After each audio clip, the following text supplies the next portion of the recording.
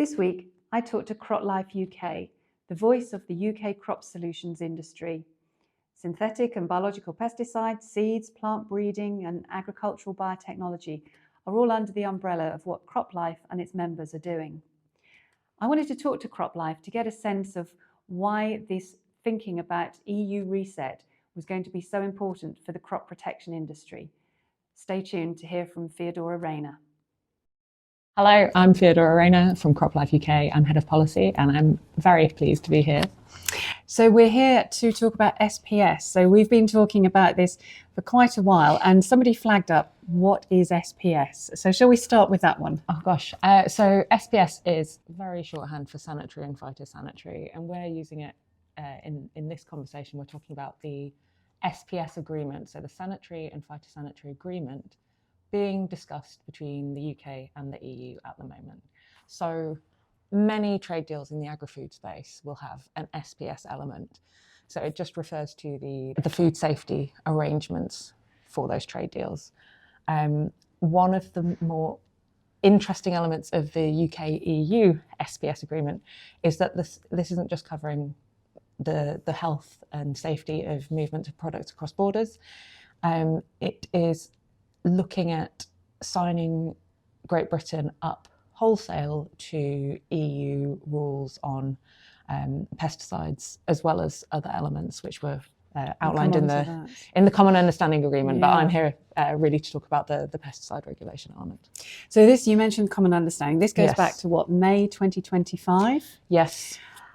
Were there any surprises from what was announced then to where we are now? Were you expecting we'd be at this point having these conversations? Gosh, so it feels like much longer than a year. The Common Understanding announcement was a surprise when it came out. We weren't expecting it to cover pesticide rules and regulations. So we had anticipated some form of SPS agreement. The Labour Party came into government in 2024, saying they wanted a reset with the EU. And I think we're all aware of many of the challenges of importing across borders, and that there's a really strong case for removing some of the need for phytosanitary certification, consignment fees, which are really just administration and cost. I think the UK government thought that that's what they were agreeing to. What came out in the Common Understanding Agreement covered several areas. It included trade in energy, defence, an Erasmus scheme, movement for young people, and this SPS agreement that was significantly more far-reaching than we would have expected. I think it looked like it was going beyond a trade deal and becoming part of a sanitary and phytosanitary area. So this isn't a trade deal, this is a renegotiation of our Brexit arrangements. Since then, we have had very little clarity on the detail. So the most recent announcement in March, the most recent announcement at time of recording, who knows what we'll get in the next few days. The most recent announcement in March clarified which regulations would be in scope of the SPS agreement, with a lovely caveat that this could be expanded. And it had expanded from the original scope to include biocides, to include seed variety rights, and various other additions which were a surprise to the industries impacted, which again is one of the concerns we've had, is just there's not an engagement with the agri-food sector to understand the impact of this. And one of the things that we keep hearing from some of our members is whether this might have implications on precision bred organisms, because the UK government worked very hard to get the Precision Breeding Act over the line and being able to use new genomic technologies. Do you think that is a justified concern, that also might be impacted by these discussions? I think it's a justified concern because it's not clear whether it will or won't be. Everything we've heard from the government is that they are very keen to get some form of exemption for precision bred organisms. It's worth us remembering that the Precision Bred Organisms Act only applies in England. So there are challenges with the internal market. But because the EU is looking at their own similar legislation around new genomic technologies, because their direction of travel is so similar, I think they'll be inclined to allow us to have this exemption so that they can appear like they've given us something without actually really having to give up too much. Right, interesting. Now, CropLife UK published a fantastic report with the Anderson Centre a couple of months ago, looking at the implications of various scenarios as to how these conversations might play out.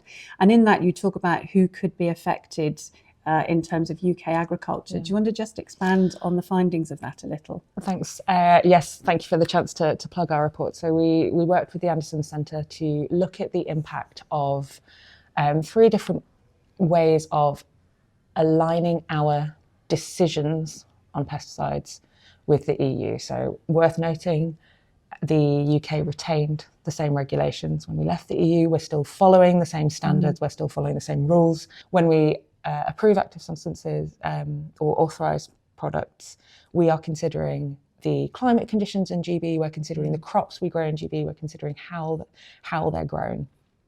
And the EU are doing the same for themselves. So they're looking at the usage and the crops grown in the EU and not GB. And so we've come to slightly different decisions, as you would expect. So we in GB have not approved that many products for use on cotton or pineapples. I say that, so I should check before I come up with crops. But for those more tropical crops, we're not looking at those so much. And equally, the EU have made decisions that maybe don't take account of wet Atlantic conditions with heavy grassland. So the Anderson Centre looked at what would happen if we aligned overnight, so what we call the cliff edge transition, where one day we have the decisions made by the GB regulator, and the next day we have the decisions made by the EU regulators. And their analysis suggested that there'd be a cost of between 500 to 800 million in the first year, which is 8 to 10% of total income from farming, 8 to 11%, in fact. I think we know from McCain's did a report on farmer profitability. I think fewer than a third of farmers make more than 10% profit. So you're looking at wiping out that 10%. So that's the difference between survival and having to close for many growers.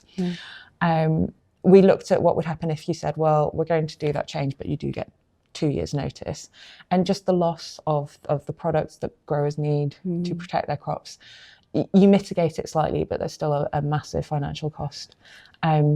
We suggested an alternative approach that follows good regulatory practice and is a gradual alignment. So when decisions come up for review, naturally within a shared regulatory system. Apologies, this is very technical, regulatory, blah, blah, blah.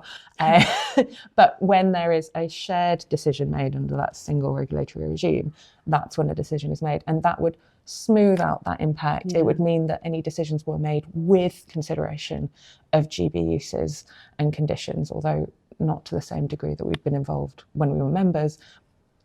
We foresaw a significant mitigation of that huge hit to growers. So we kind of are where we are.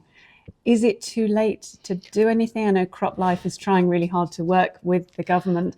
Does it have to be like this? Let's be optimistic. No, the agreement has not yet been signed. We can still make sure that a deal that works for British farmers is negotiated for. We, as CropLife UK, we are the nerdy regulatory people. We're arguing for good regulatory practice. We've suggested various approaches to the government, including that managed transition to alignment of decisions we just suggested. We've talked about merging MRL lists so that the EU and UK recognise the MRLs of the others. Just define MRL. So apologies. MRL is a maximum residue level. It is the highest detectable level allowable on a crop, and it's set by, if you follow the good agricultural practice for the use of that product, the highest you might expect to see. So it's set, safety considerations are far upstream of where that is set. It's really a trade level. And the EU, again, doesn't use necessarily the same products that we use in GB or use them in the same way. So sometimes it has MRLs that are lower just because they don't use those products. And were we to align solely with EU MRLs, we would not be able to grow our crops the way that we grow now. The products that are on the market now would no longer be usable. So it's a huge challenge to the supply chain to change that.